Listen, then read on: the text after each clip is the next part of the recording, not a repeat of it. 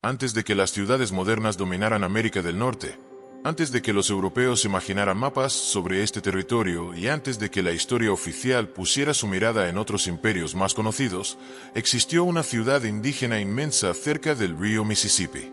Su nombre fue Cahokia. No fue una simple aldea. Fue un centro urbano, ceremonial y político capaz de reunir a miles de personas, levantar enormes montículos de tierra, organizar plazas públicas, sostener redes de comercio y convertir el paisaje en una expresión de poder sagrado. Parecía imposible que una ciudad tan grande hubiera existido en el corazón de América del Norte antes de la llegada europea.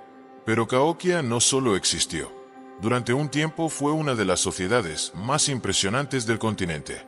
Sus habitantes no dejaron escritura alfabética que explique con claridad sus decisiones, sus miedos o sus últimos días.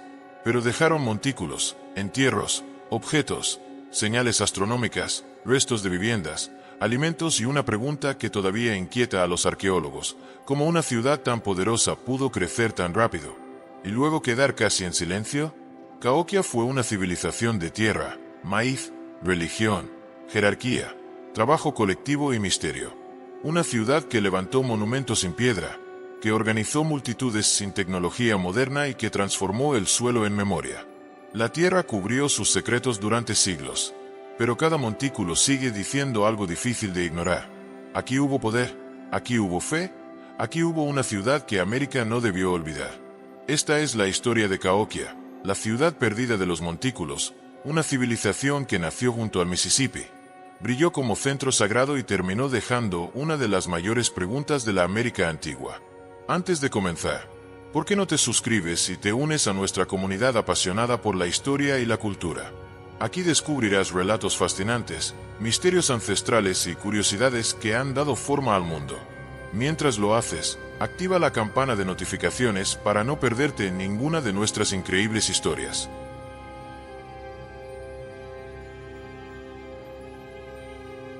El origen de Cahokia debe buscarse en las tierras fértiles junto al río Mississippi, en la actual Illinois, cerca de San Luis.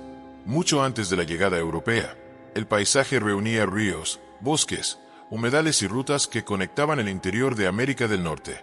Allí, una comunidad agrícola comenzó a crecer hasta convertirse en algo inesperado. Una ciudad ceremonial capaz de reunir multitudes y transformar la tierra en monumento.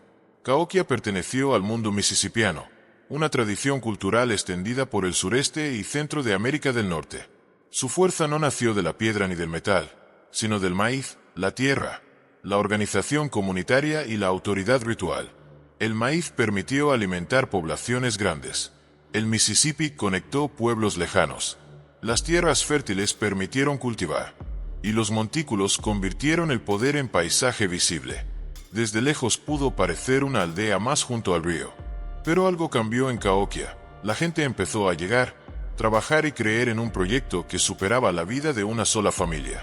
Antes del auge, la región ya estaba habitada por comunidades indígenas que conocían los ciclos del río, la pesca, la caza, la recolección y los cultivos. No era un territorio vacío, era un mundo con memoria. Pero alrededor del siglo XI ocurrió una transformación acelerada. Cahokia creció, atrajo población de distintas zonas y se convirtió en un centro donde religión, política, economía y arquitectura se unieron.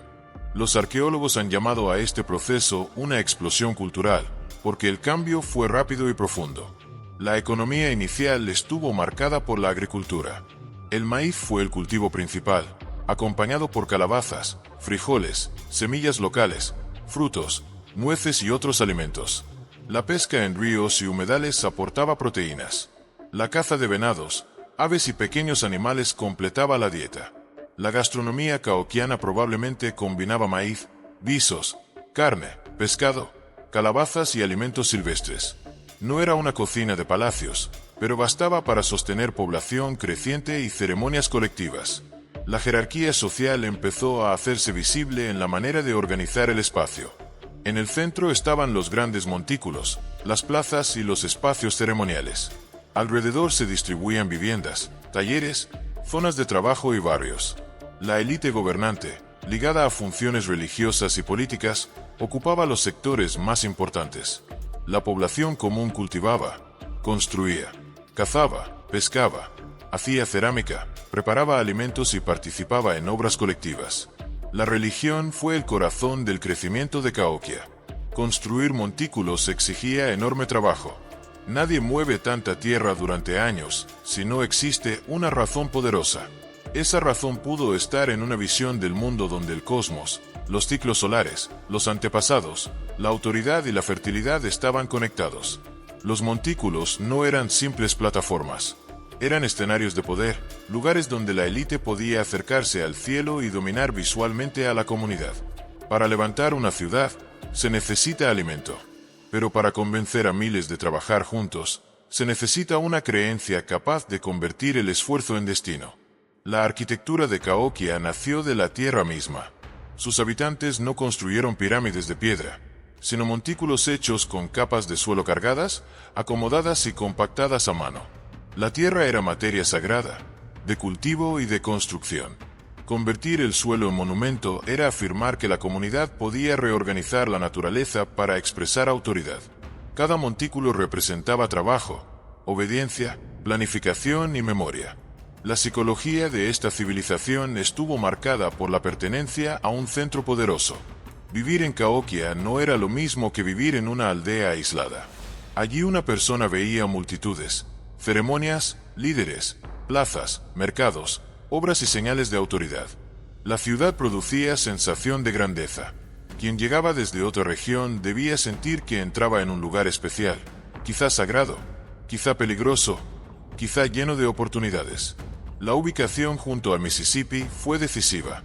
El río no era solo agua, era camino, alimento, frontera y comunicación.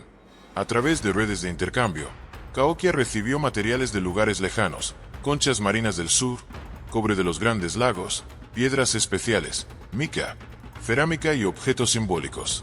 Esto demuestra que no fue una ciudad encerrada en sí misma. Era un centro conectado, capaz de atraer bienes, personas e ideas. Los demás pueblos pudieron percibir a Cahokia de varias formas. Para algunos, pudo ser un centro sagrado al que se acudía por ceremonias, alianzas o prestigio. Para otros, pudo ser una potencia dominante que imponía respeto. Para comunidades pequeñas, sus montículos y plazas debieron parecer impresionantes. Cahokia no necesitaba murallas de piedra para provocar temor. Su tamaño, organización y capacidad de movilizar multitudes ya comunicaban poder. También existían tensiones desde su origen. Una ciudad grande necesita comida constante, autoridad estable y trabajo coordinado. Si una cosecha fallaba, si el río cambiaba, si los líderes perdían legitimidad o si diferentes grupos competían por poder, el equilibrio podía romperse. El mismo crecimiento que hizo grande a Cahokia también pudo sembrar problemas. Una aldea puede sobrevivir con poco. Una metrópolis ceremonial necesita mucho más. La grandeza de Cahokia nació de su capacidad para reunir personas. Pero toda ciudad que reúne multitudes también reúne tensiones, hambre, ambición y miedo. No conocemos los nombres de sus gobernantes ni las palabras exactas que usaban para explicar su mundo. No dejó escritura alfabética que relate su origen desde dentro. Pero la tierra habla, montículos, casas, cerámica, entierros, alimentos y plazas muestran una sociedad organizada, religiosa, jerarquizada y creativa. El origen de Cahokia fue el resultado de una combinación extraordinaria. Un río poderoso, una agricultura capaz de alimentar multitudes, una religión que daba sentido al trabajo, una élite que organizaba la ciudad y una población dispuesta o presionada a participar en un proyecto común. No fue casualidad, fue una construcción social, económica y espiritual. Y ahí está su misterio más profundo. Cahokia no apareció como una simple acumulación de casas. Apareció como una idea hecha ciudad. Una idea tan fuerte que logró convertir tierra común en montañas sagradas y una comunidad agrícola en el centro urbano más impresionante de América del Norte antes de los europeos. La vida diaria de Cahokia dependía de una verdad sencilla. Ninguna ciudad puede sostener ceremonias, montículos y élites si antes no logra alimentar a su gente. Detrás de las plazas abiertas y de los montículos elevados había agricultores, cocineras, cazadores, pescadores, artesanos y familias enteras trabajando para que la ciudad siguiera respirando. La economía caoquiana tuvo como base principal el maíz. Este cultivo permitió producir alimentos suficiente para sostener una población mayor que la de una aldea común. Junto al maíz estaban las calabazas, los frijoles, semillas locales, frutos, nueces y plantas silvestres. El río Mississippi, los arroyos, humedales y lagunas cercanas ofrecían peces, tortugas, aves acuáticas y otros recursos. La caza de venados y animales pequeños completaba la dieta. Desde lejos, los montículos parecían ser el centro de todo. Pero la verdadera base de Cahokia estaba en los campos, los fogones y las manos que convertían el maíz en vida diaria. Su gastronomía combinaba alimentos simples, nutritivos y adaptados al entorno. El maíz podía prepararse molido, cocido, en masas, guisos o bebidas. Las calabazas aportaban alimento y también recipientes. Los frijoles y semillas daban fuerza a la dieta. El pescado podía cocinarse fresco o secarse. La carne de venado, aves y pequeños animales podía asarse, hervirse o mezclarse con otros productos. La comida era práctica, pero también social. Compartir alimento reforzaba alianzas, ceremonias y vínculos familiares. En una ciudad grande, almacenar era tan importante como sembrar. Las cosechas debían protegerse de humedad, animales y conflictos. Si había celebraciones masivas, llegaban personas desde otros lugares y se necesitaba comida suficiente para recibirlas. Alguien debía coordinar trabajo, calcular reservas, movilizar productos y asegurar que élites, constructores, visitantes y población común pudieran mantenerse. La jerarquía social se reflejaba en quién producía, quién distribuía y quién recibía.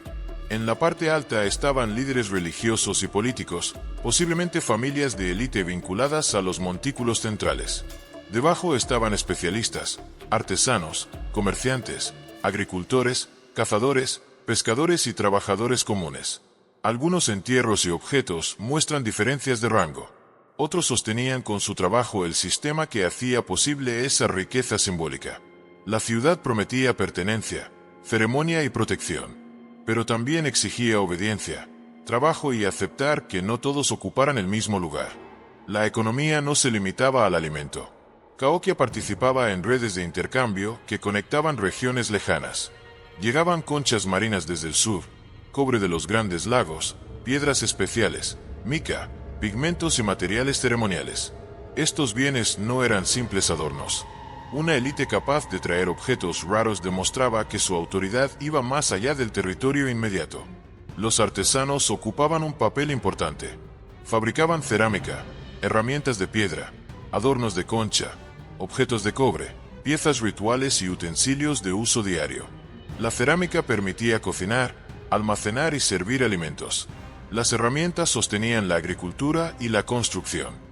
Una ciudad como Cahokia necesitaba producción especializada, porque no todos podían dedicarse al campo todo el tiempo. La arquitectura cotidiana era menos monumental que los montículos, pero igual de importante. Las viviendas eran hechas con postes de madera, barro, cañas y techos vegetales. Los barrios alrededor del centro ceremonial muestran una vida organizada. Monk's Mound dominaba el paisaje, pero la vida real ocurría también en miles de acciones pequeñas. La psicología de vivir en Cahokia debió ser intensa. Quien habitaba allí no vivía en soledad rural, sino en una comunidad grande, vigilada por símbolos de poder. Ver los montículos cada día podía recordar que existía una autoridad superior, pero también pudo crear presión. Una ciudad grande reúne oportunidades, pero también conflictos, competencia por comida, desigualdad, trabajo obligatorio y tensiones entre grupos. Para algunos, Cahokia pudo ser promesa de grandeza. Para otros, pudo ser una ciudad exigente donde el poder se veía desde cualquier punto del horizonte. La religión influía en la economía. Las ceremonias necesitaban comida, objetos, espacios limpios, plazas preparadas y quizás sacrificios u ofrendas. Los ciclos agrícolas pudieron estar conectados con rituales solares, estaciones y fertilidad. Bodenge, el círculo de postes relacionado con observaciones solares, sugiere que el cielo tenía importancia ceremonial. Si los líderes podían interpretar los ciclos celestes, podían presentarse como mediadores entre la gente, la tierra y el cosmos. Las guerras o conflictos de Cahokia no están narrados con nombres de reyes ni fechas exactas, pero hay señales de tensión.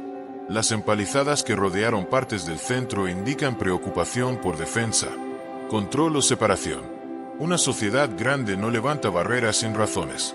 Pudo haber rivalidades externas, amenazas internas o necesidad de proteger espacios sagrados.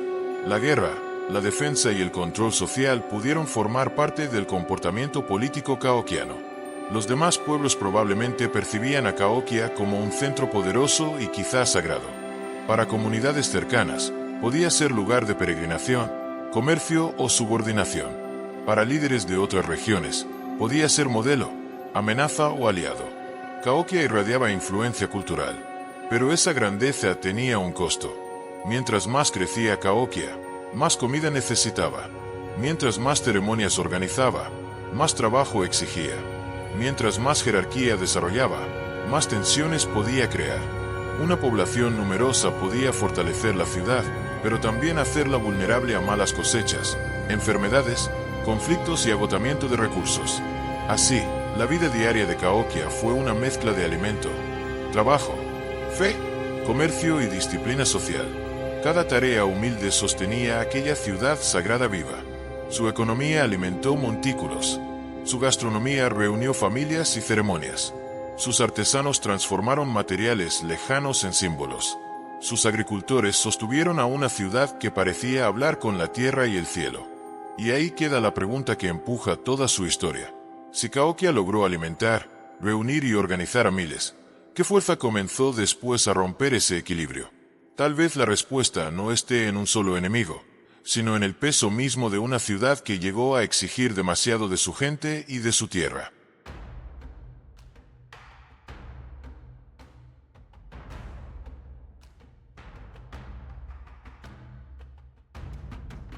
La grandeza de Caoquia se entiende mejor cuando miramos sus montículos.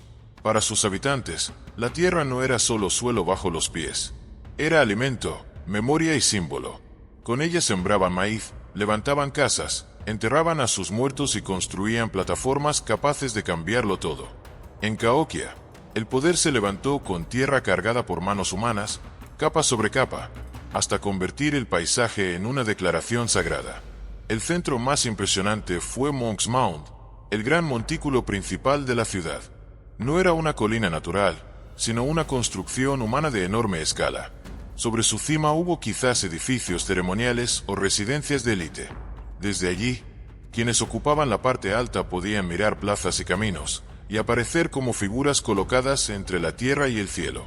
Desde abajo, el montículo recordaba a quien estaba más cerca del mundo sagrado. Pero desde arriba, el poder veía a la multitud, la ordenaba y la empequeñecía. La arquitectura de Caoquia estaba pensada para impresionar, organizar y reunir. La gran plaza cercana a Monk's Mound permitía concentrar a muchas personas en ceremonias, juegos o actos públicos. Una plaza así no surge por accidente. Requiere planificación, limpieza, nivelación y control del movimiento. El espacio abierto era tan importante como el montículo elevado. Uno levantaba el poder, el otro reunía al pueblo. La religión y la política estaban conectadas. En Caoquia, la autoridad no parece haber dependido solo de la fuerza física. Dependía de controlar ceremonias, alimentos, trabajo colectivo, objetos exóticos y símbolos celestes. Los líderes pudieron presentarse como mediadores entre la comunidad y cosmos. Si podían señalar momentos solares, dirigir rituales agrícolas y ordenar montículos, entonces su poder parecía venir de algo más alto que la voluntad humana. Bodenge, el círculo de postes relacionado con alineaciones solares, muestra que el movimiento del sol tenía importancia ritual. No era un calendario moderno, pero sí una forma de observar ciclos. En una sociedad agrícola, comprender los ritmos del cielo tenía gran valor. El sol marcaba siembras, cosechas y ceremonias. Quien interpretaba esos ciclos podía ganar autoridad. El cielo parecía moverse lejos de las manos humanas, pero Caoquia encontró una forma de traer ese movimiento al centro de la ciudad. La economía sostenía todo ese mundo religioso. Construir montículos requería alimentos, líderes, cuadrillas, tiempo, herramientas y autoridad para convencer o exigir participación. Cada canasta de tierra representaba esfuerzo. Cada capa compactada hablaba de disciplina social. La arquitectura sagrada fue resultado de una sociedad capaz de movilizar multitudes. La gastronomía también entraba en la ceremonia. Grandes reuniones necesitaban comida. El maíz, las calabazas, los frijoles, el pescado, la carne de venado, las aves y las nueces pudieron alimentar celebraciones colectivas. Comer juntos reforzaba pertenencia. La jerarquía se veía en el espacio. No todos vivían en el mismo lugar ni tenían el mismo acceso al centro. Los sectores cercanos a los montículos principales pudieron estar asociados a personas de mayor rango. Artesanos, agricultores, constructores, cazadores y familias comunes ocupaban otros espacios. Esa distribución muestra una sociedad organizada, no igualitaria. Los montículos funerarios revelan aún más. Algunos entierros muestran personajes de alto estatus acompañados de objetos valiosos, conchas, cuentas, armas y cuerpos en cuidado ritual. El montículo 72 es uno de los hallazgos más inquietantes, porque contiene entierros complejos, señales de jerarquía y evidencia de muertes rituales. Desde la superficie, Cahokia podía parecer una ciudad de plazas y ceremonias, pero bajo ciertos montículos había señales de que el poder también podía exigir vidas, silencio y obediencia. Hablar de sacrificios exige prudencia. En Cahokia, algunos entierros sugieren ceremonias complejas. Esto muestra que la ciudad no era solo armonía agrícola. Era una sociedad donde el poder podía ser intenso y desigual. La psicología de vivir bajo ese sistema debió ser profunda. Para una persona común, los montículos podían inspirar orgullo, pertenencia y temor. Verlos crecer significaba participar en algo grande, pero también recordaba que existía una autoridad capaz de organizar trabajo masivo. La ciudad prometía sentido y protección, pero podía exigir obediencia. La religión mississippiana estaba vinculada a una visión del cosmos donde el mundo superior, el mundo humano y el mundo inferior podían estar conectados.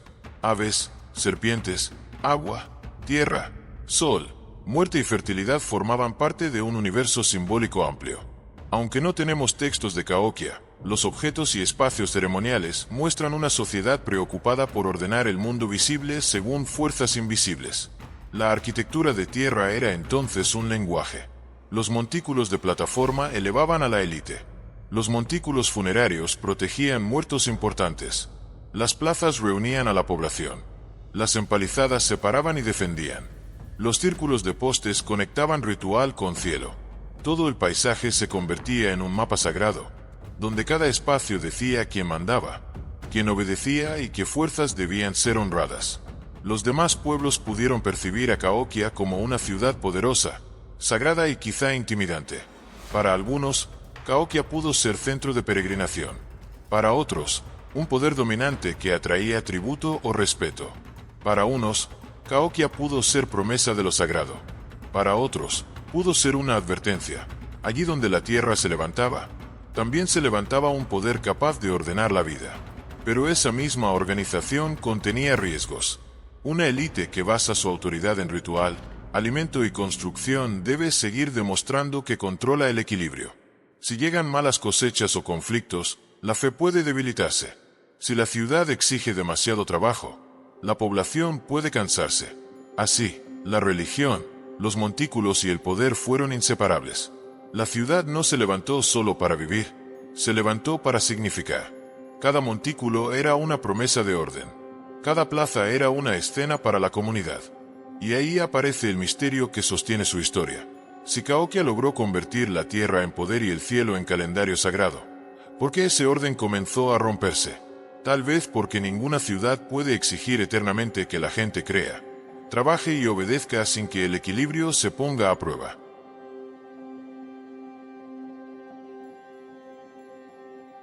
Detrás de la grandeza ceremonial de Cahokia había una realidad más compleja. Una ciudad capaz de reunir multitudes también necesitaba controlar personas, alimentos, trabajo y creencias.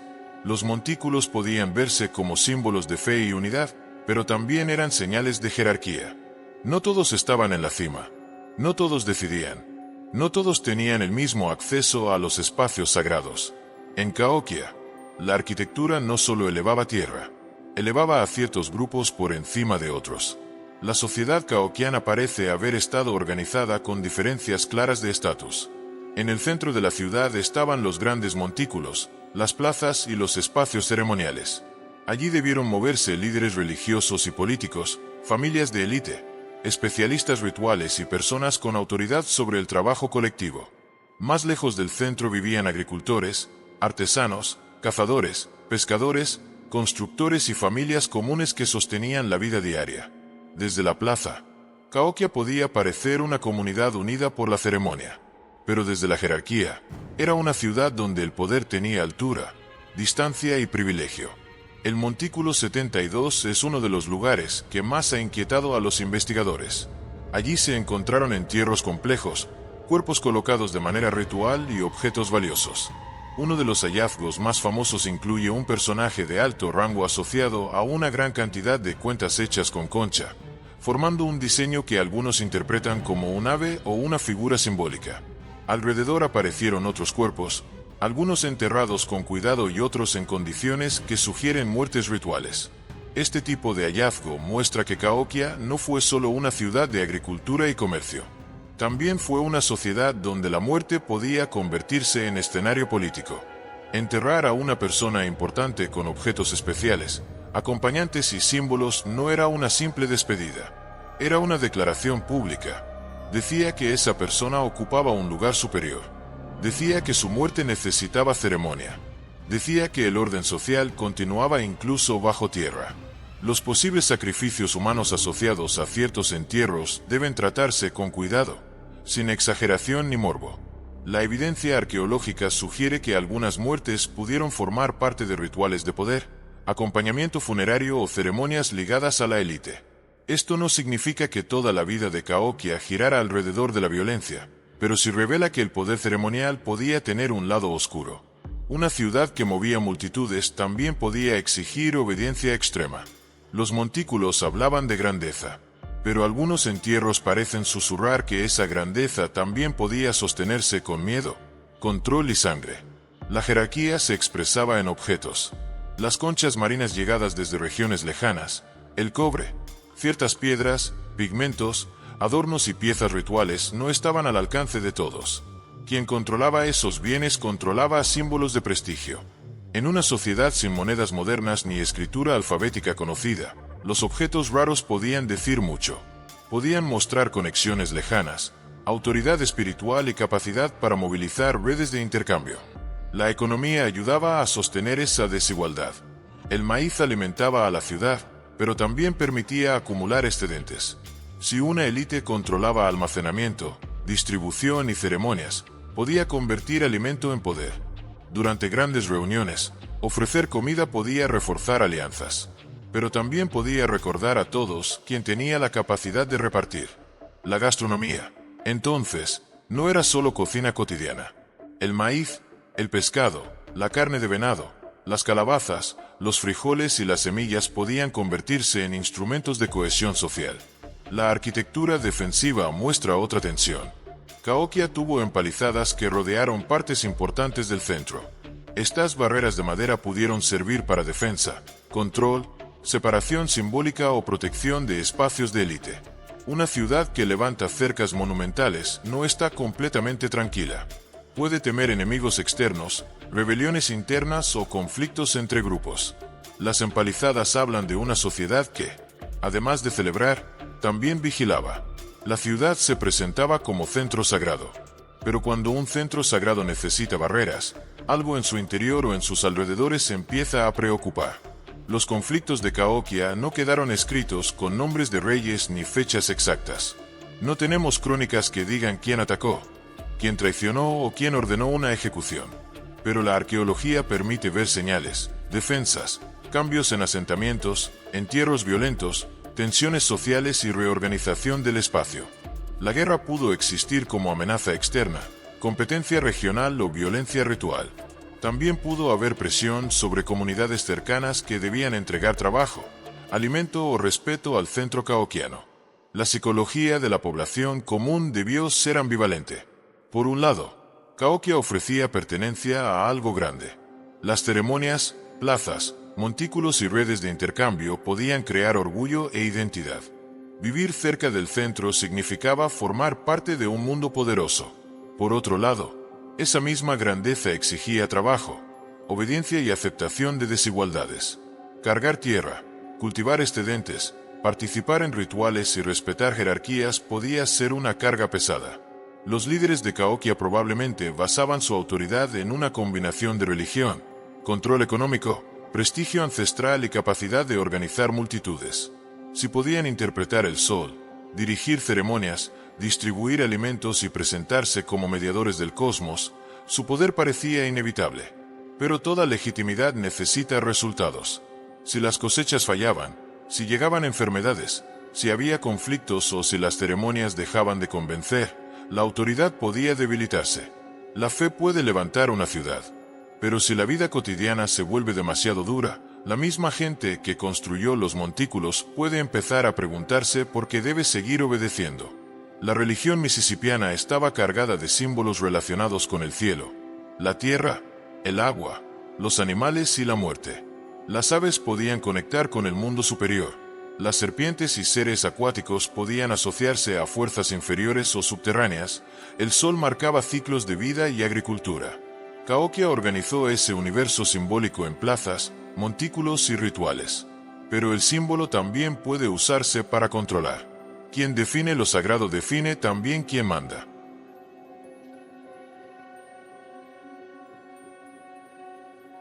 El declive de Cahokia no ocurrió como una escena simple, con una batalla final, un rey derrotado o una ciudad incendiada en una sola noche. Su caída fue más inquietante porque fue gradual. La ciudad que había reunido multitudes, levantado montículos enormes y organizado ceremonias que transformaban el paisaje perdió fuerza poco a poco.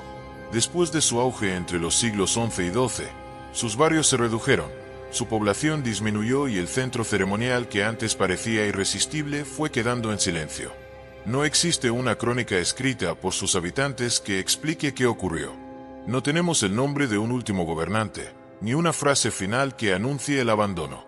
Lo que queda son señales arqueológicas, cambios en viviendas, defensas, entierros, alimentación, uso del suelo y distribución de población. Por eso, el final de Cahokia sigue siendo un gran misterio de América del Norte. La ciudad parecía haber convertido la tierra en poder. Pero incluso los montículos más grandes no podían sostener para siempre una sociedad si el equilibrio entre alimento, autoridad y fe empezaba a romperse. Una de las posibles causas fue la presión ambiental. Cahokia necesitaba madera para casas, empalizadas, herramientas, fogones y estructuras ceremoniales. También necesitaba tierras cultivables para sostener a miles de personas. A medida que la población crecía, el entorno pudo sufrir deforestación, agotamiento de suelos y presión sobre animales de caza. Una ciudad grande transforma el paisaje que la alimenta. Si esa transformación se vuelve excesiva, la base de la vida empieza a debilitarse. El clima también pudo influir. Cambios en lluvias, inundaciones o sequías habrían afectado la agricultura del maíz. En una sociedad donde el alimento sostenía ceremonias, autoridad y población, una mala cosecha no era solo un problema doméstico. Era una crisis política. Si los líderes se presentaban como mediadores del orden sagrado, cada desastre natural podía debilitar su prestigio. La economía dependía de redes de intercambio y producción local. El maíz, las calabazas, los frijoles, el pescado, la carne de venado, las aves y las nueces sostenían la vida diaria. Pero una población grande exigía almacenamiento, distribución y cooperación constante. Si aumentaban las tensiones, si las rutas cambiaban o si comunidades cercanas dejaban de aportar personas, comida o materiales, el sistema podía entrar en crisis. La grandeza de Cahokia estaba en reunir a muchos. Pero cuando una ciudad depende de demasiadas manos, basta que la confianza se rompa para que todo empiece a desarmarse. También hubo tensiones sociales. La jerarquía, los posibles sacrificios, las diferencias de estatus y las empalizadas muestran que Cahokia no era una comunidad sin conflictos. Una élite religiosa y política podía organizar montículos y ceremonias, pero también debía convencer o presionar a la población para seguir trabajando. Si la carga se volvía demasiado pesada, si las desigualdades aumentaban o si las ceremonias dejaban de inspirar, la autoridad podía perder fuerza. Una ciudad no se abandona solo porque falte comida. A veces se abandona porque deja de creerse en ella. Las empalizadas sugieren preocupación por defensa o control. Esto pudo estar relacionado con conflictos externos, rivalidades regionales o tensiones internas. No sabemos si Cahokia libró guerras decisivas, pero sí sabemos que el miedo formó parte de su paisaje final. Cuando un centro ceremonial necesita protegerse o controlar accesos, la seguridad ya no es algo natural. Los montículos habían levantado a Cahokia por encima de otras comunidades. Pero cuando la ciudad empezó a vaciarse, esas mismas alturas quedaron como testigos mudos de una promesa rota. La religión pudo sufrir una pérdida de legitimidad. Si los líderes estaban asociados al sol, al cosmos, a los ciclos agrícolas y al orden espiritual, cualquier desequilibrio prolongado podía dañar su autoridad. Las ceremonias necesitaban resultados simbólicos y prácticos. Debían mantener la confianza, unir a la población y explicar el mundo. Si ya no lograban hacerlo, las personas podían buscar otros centros, otros líderes o volver a comunidades más pequeñas. La caída de Cahokia no significa que toda la cultura mississippiana desapareciera. Muchas tradiciones continuaron en otros lugares. El abandono de la ciudad no fue el fin de los pueblos indígenas del Valle del Mississippi. Fue el fin de Cahokia como gran centro urbano y ceremonial. Sus habitantes pudieron migrar, integrarse en otras comunidades y llevar consigo recuerdos, prácticas, relatos y símbolos. Lo que Cahokia dejó como civilización es inmenso.